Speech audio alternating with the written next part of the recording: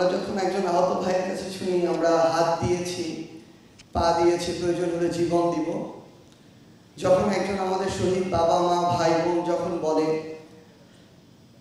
যে আমার সন্তানের জীবন গিয়েছে যাক, আমার ভাইয়ের বোনের জীবন গিয়েছে যাক, প্রয়োজন হলে আমরাও জীবন দিব, কিন্তু যে কারণে খুনি হাসিনাকে আমরা তাড়িয়েছি, যে কারণে এতগুলো জীবন দেওয়া হয়েছে, সেটা যেন বাস্তবায়িত হয়।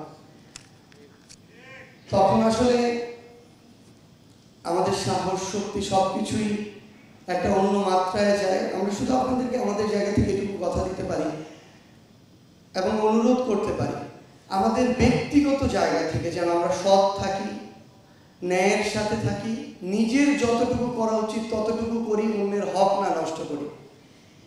এই কাজগুলো যদি শুধু আমরা ব্যক্তিগত জায়গা থেকে করতে পারি, যেই বাংলাদেশের স্বপ্ন আমরা দেখছি, খুব দ্রুত সেই স্বপ্ন পূরণ করা সম্ভব। আর আপনাদেরকে শুধু একটা জিনিস বলতে চাই, চাঁপাইনবাবগঞ্জের হিসেবে আমরা উত্তরের জনপদের আমরা বলি যে 2 বিভাগের 16টি জেলা রয়েছে।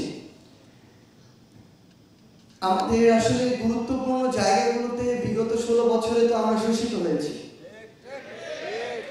যেই জায়গায় আমাদের যাওয়ার আমাদের মিনিমাম আমরা ডিজার্ভ করতাম, আমরা সেই জায়গায় যেতে পারিনি। গিয়েছে কোটা, গোপালী কোটা, পরিবার কোটা, আত্মীয় স্বজন কোটা, তেলবাজি কোটা, লীগ কোটা, এরকম অসংখ্য কোটায় এই পুরো উত্তরবঙ্গ বলতে আমরা যা বুঝি, পুরো উত্তরবঙ্গকে শোষণ করা হয়েছে।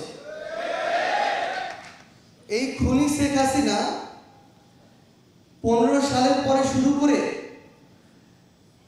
ঢাকা থেকে তার বাড়ি অভিমুখী যে এক্সপ্রেসওয়ে বানিয়েছে সেটা নিয়ে আমাদের আপত্তি নেই, কিন্তু সেই খুনি হাসিনা ঢাকা থেকে উত্তরবঙ্গমুখী যে 4 লেনের রাস্তার কার্যক্রম আজকে থেকে 1 যুগ আগে শুরু করেছে, সেটা এখন পর্যন্ত শেষ করেনি।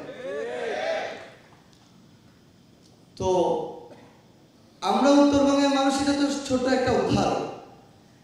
আজকে দক্ষিণের একটা পৌরসভা যে বাজেট পেয়েছে, উত্তরের একটা জেলা সে বাজেট পায়নি অর্থনৈতিক উন্নয়নে।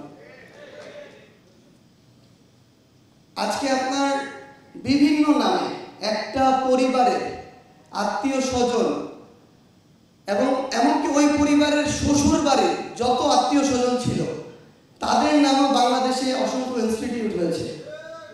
কিন্তু আপনি দেখবেন এই উত্তরের জনপদে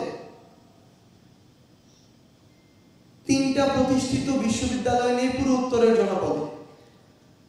পুরো উত্তরের জনপদে একটা মেডিকেল বিশ্ববিদ্যালয় নেই যেটার কারণে আপনার ঢাকা আসতে হবে না। পুরো উত্তরের জনপদে এখন পর্যন্ত এরকম একটা ইকোনমিক জোন করা হয়নি যে এই জোনগুলো আসলে ওই নির্দিষ্ট একটা জেলাকে কেন্দ্র করে হয়েছে। তো আমরা তো শোষিত হয়েছি।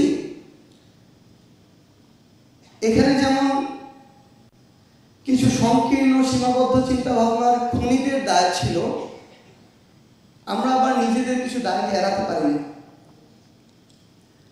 আমরা যেন আমাদের জায়গা থেকে নিজেরা নিজেদের প্রতিপক্ষ না হয়ে উঠি। কোনো একটি নির্দিষ্ট জেলায় কোনো একজন হোক আমলা, হোক রাজনীতির গুরুত্বপূর্ণ ব্যক্তি কোনো একটি উন্নয়নমূলক কর্মকাণ্ড নিয়ে আসছে, আমরা ভাবছি ও যদি নিয়ে আসে তাহলে তো সকল ক্রেডিট ওর হয়ে যাবে, হয় আমি আনবো না হয় কেউ আনতে পারবে না। এই চিন্তা ভাবনাগুলো যেন আমাদের মধ্যে কাজ না করে। আমার পুরো উত্তরের জনপদের নির্দিষ্ট একটা জায়গায় নির্দিষ্ট কোনো একটা প্রতিষ্ঠান পুরো উত্তরের জনপদের পরবর্তী সকল জেনারেশনকে প্রভাবিত করবে। সকলের ভাগ্যের চাকা কতটা প্রশস্ত হবে সেটা অনেকটা নিয়ন্ত্রণ করবে, কিংবা তার কর্মদক্ষতা, জীবন জীবিকার পট পরিবর্তন নিয়ন্ত্রণ করতে পারে। সেই জায়গা থেকে আমরা অন্তত যখন আমার এই উত্তর কিংবা চাপাই এই পার্সপেক্টিভ আসবে, আমরা যেন ব্যক্তিগত কিংবা ছোট্ট গোষ্ঠীগত স্বার্থগুলোকে উপেক্ষা করার মানসিকতা দেখাই। আমরা আমাদের জায়গা থেকে বিশ্বাস করি, আমরা যদি নিজেরা ঐক্যবদ্ধ থাকি, আমাদের ভিতরে যদি 24-এর ছাত্র জনতার জীবন এবং রক্তের যে স্পিরিট সেটি থাকে এবং আল্লাহ যদি আমাদের সহায় থাকেন তাহলে অবশ্যই যেই বাংলাদেশের স্বপ্ন আমরা দেখি, যেই উত্তরের স্বপ্ন আমরা দেখি, সেটি আমরা প্রতিষ্ঠা করতে পারবো। ইনশাআল্লাহ আপনাদের সাথে আমাদের আবারও দেখা হবে।